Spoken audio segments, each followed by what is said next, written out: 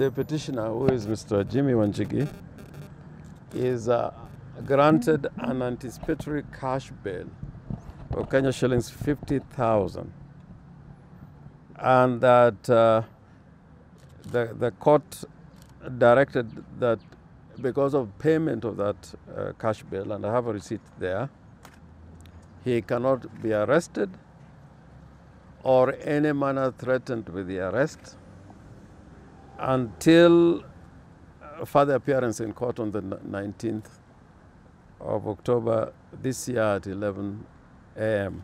So that is not just stopping the police from arresting Mr. Jimi Wanjigi, but even threatening to arrest him by the orders of the court.